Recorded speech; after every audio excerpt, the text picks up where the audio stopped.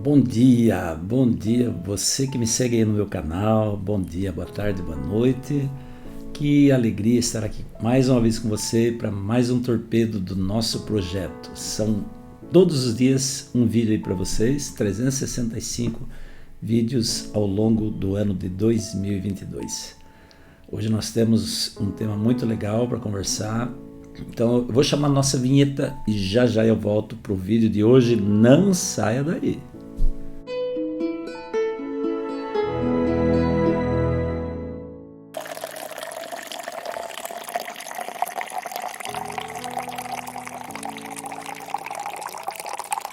Pessoal, continuando o capítulo 5 de Atos, ontem nós começamos o capítulo 5, falamos de Ananias e Safira, o perigo de se brincar com Deus, de mentir para Deus, de fazer propósitos, fazer votos e depois não cumprir, não é verdade? E hoje nós vamos dar continuidade ao capítulo 5, agora expandindo um pouco aí as nossas reflexões. O restante do capítulo 5, ele fala da intrepidez, da ousadia dos discípulos de Jesus, no sentido de que eles tinham muita coragem para pregar o evangelho, para falar de Jesus. E veja, o teor do evangelho naquele tempo, e deveria ser esse o teor do evangelho também hoje, né? Falar da morte, da ressurreição, da salvação, da graça de Deus, da graça de Jesus, estendida a todos os homens de todos os tempos. Esse era o teor, esse era o cerne, né? A linha condutora que permeava o ensino da palavra. Jesus morreu, vocês mataram Jesus, diziam eles ao povo de um modo geral, mas principalmente aos líderes do povo. Vocês mataram Jesus, vocês desprezaram a salvação, mas ainda há tempo de arrependimento. Então veja que interessante, eles não tinham muitas coisas para falar naquele momento histórico, a não ser enfatizar isso, porque esse era o assunto daquela época, esse era o tema daquela época. Porque o povo judeu, de um modo geral, se for olhar assim para a lei de Deus, os 10 mandamentos, eles já cumpriam os 10 mandamentos, apesar de que cumpriam de uma maneira legalista. Então eles não precisavam de um outro evangelho, né? Eles não precisavam de um outro ensinamento. Eles precisavam primeiro reconhecer que Jesus era o Senhor, Jesus era o Deus que se fez carne e que eles mataram esse Jesus. Mas ele ressuscitou. E essa era a melhor notícia que eles poderiam dar para o povo naquele tempo. Vocês mataram Jesus, vocês desprezaram a salvação, mas ele ressuscitou, ele não permanece morto. Esse era o ponto focal aí da graça de Deus, né? Porque nós não acreditamos num Deus, num Cristo morto. Nós acreditamos num Cristo que morreu, mas que hoje está vivo porque ressuscitou. Esse era o cerne da pregação dos discípulos. Só que isso incomodava muito as pessoas, os líderes religiosos daquele tempo. Por que incomodava, gente? Porque eles sentiam a consciência pesar, né? Ninguém gosta de ser acusado, né? Aliás, tem gente que agradece, né? Porque está recebendo um alerta, olha, você fez uma coisa errada e tal, e a pessoa até agradece. Mas no caso dos líderes religiosos daquele tempo e de muitos líderes religiosos de hoje, não gostam de ser acusados por conta do orgulho, por conta daquele sentimento de prepotência, daquele sentimento de que nunca erra, né? Eu sempre estou certo, eu sempre tenho razão. E isso afasta a pessoa da graça de Deus, porque nós só recebemos a graça de Deus quando nós reconhecemos que erramos, quando nós reconhecemos que precisamos dessa graça. Sem esse reconhecimento, Deus não faz nada por nós, Deus não nos derrama, não nos envolve com a sua graça. Então a primeira coisa é reconhecer que eu sou pecador e que preciso de Jesus, né? A partir daí tudo acontece. E o que acontece aí no capítulo 5 de Atos, né? Além daquele episódio de Ananias e Safira. Os apóstolos, eles começam a pregar sobre o nome de Jesus, eles dizem Jesus é o caminho, Jesus morreu, mas ressuscitou, começa a ferir os líderes religiosos, começa a pegar no pé, a consciência começa a acusar. E os líderes resolvem prender Jesus. Entre esses líderes estão os 2 sacerdotes, lá os 2 sumos sacerdotes, que também estiveram envolvidos na morte de Jesus, dos quais eu já falei ontem, Anás e Caifás. Eles estão sempre por ali, né, aparecendo aí nos relatos. E são eles que mandam a guarda do templo prender os discípulos que estão pregando em nome de Jesus.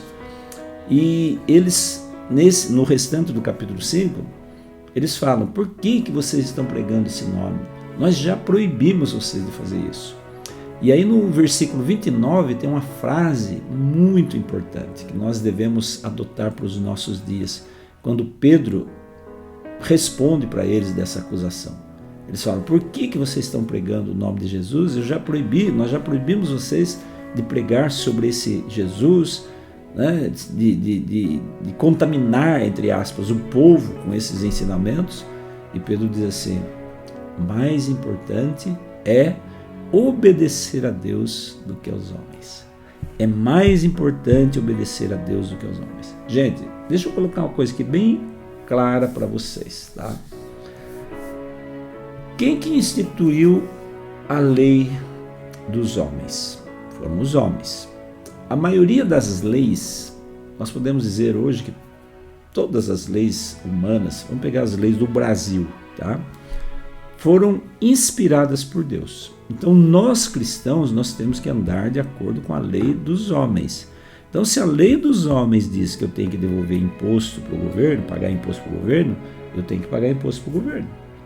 Se a lei dos homens diz que eu não devo praticar violência, crime, além da minha consciência, tem uma lei também que me pauta.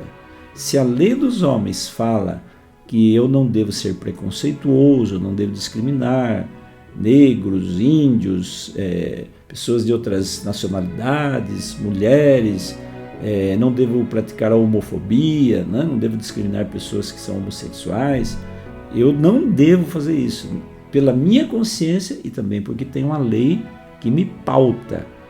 Toda vez que eu vou contra essas leis, eu estou sujeito às punições previstas por elas, tá? Então, se eu pratico algo que está contrário a qualquer lei humana, eu estou sujeito à punição que a lei também prevê. Só que tem um detalhe. Pode ser, né, que em algum momento os homens instituam leis contrárias à palavra de Deus. Se isso um dia vier a acontecer, eu devo me pautar pela lei de Deus e não pela lei dos homens. Está entendendo? Então, eu devo obedecer aos homens à medida que essa obediência não fere os princípios da palavra de Deus. À medida que ferem os princípios da palavra de Deus, isso pode acontecer um dia ainda, porque já aconteceu na Idade Média, lá no princípio do cristianismo, né? Então, nesse caso, eu devo escolher obedecer a Deus e não aos homens. Um exemplo. Hoje nós temos liberdade para falar do Evangelho. A liberdade é prevista pela Constituição brasileira. A liberdade de consciência, a liberdade de servir a Deus de acordo com a sua consciência, isso é previsto nas nossas leis, tá? Mas se um dia algum tipo de lei vier a proibir qualquer pessoa de falar de Cristo, aí nós não devemos nos calar para obedecer à lei dos homens, né? Nós devemos continuar falando de Jesus. E foi isso exatamente que Pedro e os discípulos fizeram quando eles continuaram. O versículo 42 do capítulo 5 de Atos fala disso, né? Eles interrogaram Jesus, eles acharam, né, entrou ali a figura de Gamaliel, dizendo, olha, não, dizendo aos outros líderes ali, né? Gamaliel era um líder de muito destaque, diz o capítulo 5. E ele entrou ali naquela confusão e falou assim, olha, pensem bem no que vocês vão fazer com esses homens. Vocês vão prendê-los, vão matá-los, e aí você vai arrumar um problema com o povo, né? Ele tinha sabedoria para analisar a situação. E aí eles resolveram que eles não iam matar os discípulos. Eles resolveram que eles iam açoitar os discípulos e iam dizer para eles assim, e disseram para eles, né? Parem de pregar a respeito desse homem. Então levaram lá umas chicotadas, né? E parem de pregar a respeito de Jesus Cristo Nazareno. Eles obedeceram a essa ordem? Não. O versículo 42 diz que todos os dias no templo e em casa, eles não deixavam de falar sobre Jesus, proclamar que Jesus é o Cristo. A palavra Cristo significa Messias, aquele que foi prometido para a salvação dos homens. Então, não foi por causa dos açoites, das ameaças, que eles se calaram. Diz a palavra que eles continuaram pregando todos os dias a respeito de Jesus, o Cristo. Isso é muito importante para nós, tá? Deus nos deu uma missão. A nossa missão é ser testemunhas dele. Eu já falei sobre isso aqui também, né?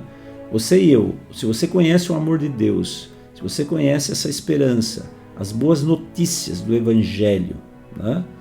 Você deve proclamar isso. Se alguém um dia vier proibir você de falar de Jesus, faça como os discípulos de Jesus naquele tempo. Não se cale. Mais importa obedecer a Deus do que aos homens. Ensine, continue ensinando a respeito de Jesus. Você com certeza, e eu com certeza, teremos o galardão, a recompensa que Deus nos prometeu. Tá bom? Fica essa mensagem para a sua vida, para o seu coração, e amanhã eu volto com mais um Torpedo aqui no meu canal. Fica com Deus, um forte abraço e até amanhã, se Deus quiser. Tchau, tchau.